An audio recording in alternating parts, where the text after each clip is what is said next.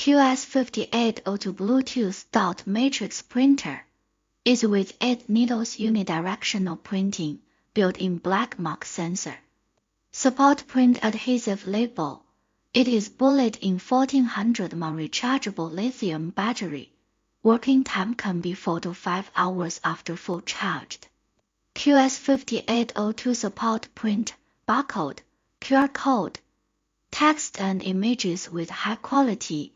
It is mainly used in POS receipt and other ticket receipt area.